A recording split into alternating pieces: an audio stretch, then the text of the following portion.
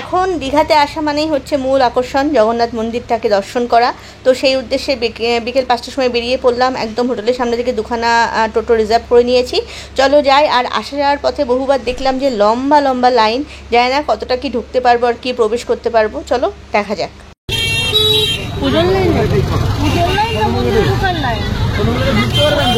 দাদা এটা কিসের লাইন দাদা?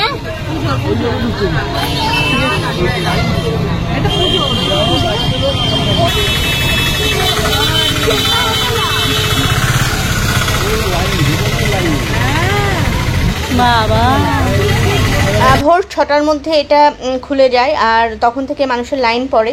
আর সকালেও দেখলাম পুজোর ব্যবস্থা আছে। আর বিকেলবেলায় যখন আমরা এসেছি তো এখনও দেখছি পুজোর ডালা বিক্রি হচ্ছে। তো হয়তো পুজো দুবারই দেওয়া যায়, এটা ঠিক শিওর নয়। তবে হ্যাঁ, দর্শনের জন্য কিন্তু সকাল বিকাল দুবারই তোমরা ওপেন পাবে। বাপরে লাইন! দীঘার জগন্নাথ টেম্পেলের এই যে মানুষের যা উপচে পড়া ভিড় দেখে সত্যি হতবাক, সত্যি হতবাক।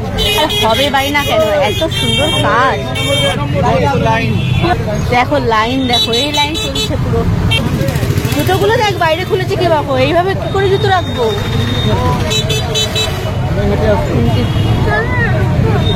দেখো আমরা তো নামার সাহস পেলাম না। এখন জানি না কোন দিকে যাব, কোন দিকে নিয়ে যাচ্ছে আমাদের টোটোওয়ালা।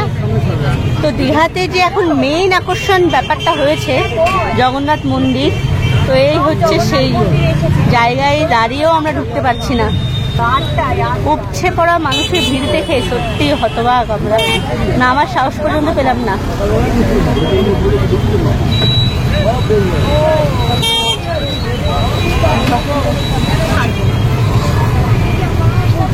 ভেতরটা ঘুরতে পারলেই হলো, সত্যি তাই।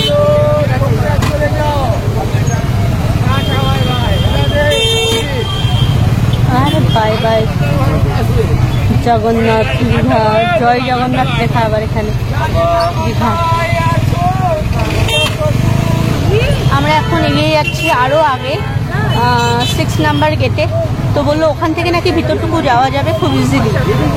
টোটোওয়ালারা গাইড করছে, জানি না কতদূর কি সত্যি, কতদূর কি পারবো, দেখা যাক।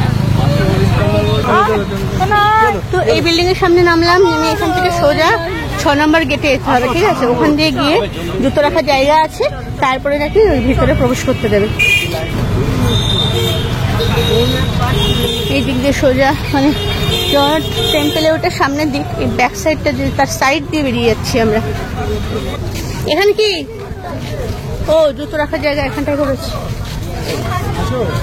আসো না। জুতো না, ব্যাগও জমা দিতে হবে আর মোবাইলের কেসটাই আনি না। যদি মোবাইল জমা দিতে হয় তাহলে আর কোনো ভিডিও করতে পারছি না, বাইরে থেকে দেখিয়ে দিই একটু তোমাদের আগে।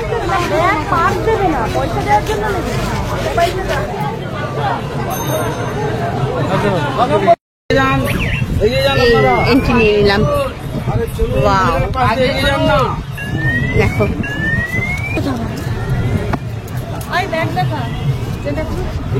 কি আছে মোবাইল সব, এই যে দেখো জুম করে দেখা দিচ্ছে, কি অপূর্ব লাগছে।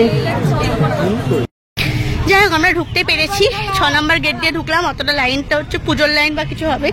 আর দেখো এর মধ্যে ঢুকে গেছি, ঠিক আছে? জুতো রাখতে হলো, মোবাইল টোবাইল কিছু রাখতে হচ্ছে না, ব্যাগ ট্যাগ কিছু রাখতে হচ্ছে না। এই যে চলে এসেছি, প্রচুর সেলফি টেলফি নেওয়া হলো, অনেকক্ষণ ঢুকেছি। এত সুন্দর হাওয়াকে বলবো, আহা। আর সবচাইতে বড় কথা হচ্ছে এই লাইট জ্বলার পর এত ভালো লাগে মন্দিরটা, মানুষ কেন আসবে না, তাই না? দারুণ। যাবো আরো ওই দিকটা যাবো, চলো।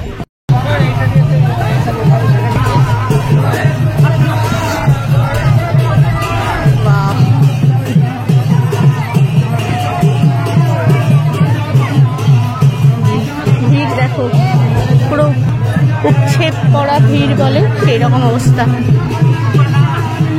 এই যে অনেক কাছে চলে এসেছি।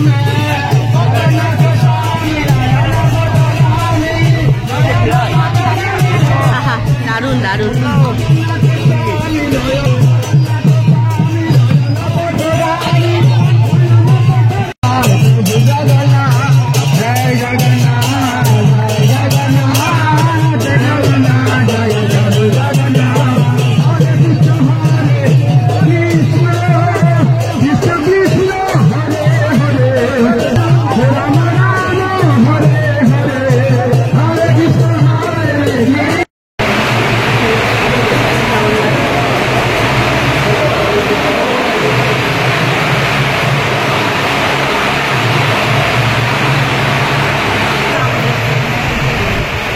এই পুকুরটা বাবা, এখানে আসো বাবা, পদ্ম পুকুর, এটা দেখি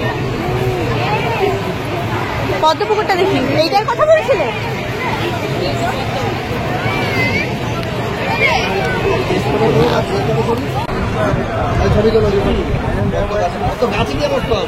পদ্ম পুকুর দারুণ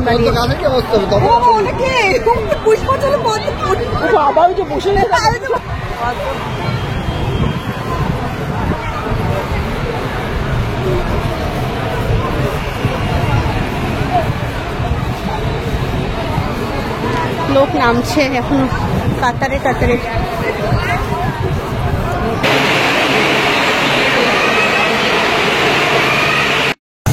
এটা দেখো কত সুন্দর।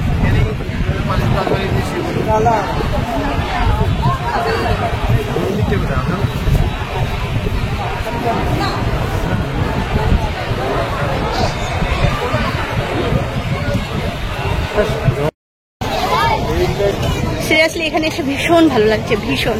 মানে এতটা লাইন দেখে ভেবেছিলাম একটা সময় যদি না থাক যাবো না, সত্যি না আসলে মিস করতাম।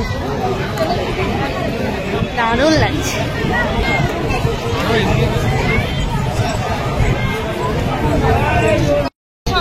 চলো, কাজগুলো একদম অনবদ্য না, সূক্ষ্ম কাজ পুরো তুলে ধরেছে।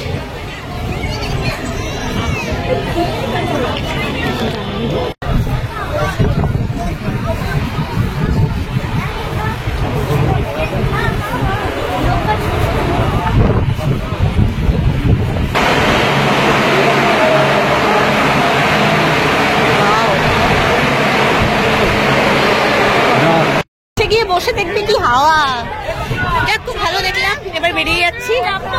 হ্যাঁ সমুদ্রে যাবো, ভীষণ ভালো লাগলো। হ্যাঁ হ্যাঁ হ্যাঁ, জলে ঢুকতে যাও। হ্যাঁ হ্যাঁ, এবার বেরিয়ে যাচ্ছি, ঠিক আছে? অনেক ভিডিও হয়ে আছে, এখানে আর ভিডিও করছি না। চলো।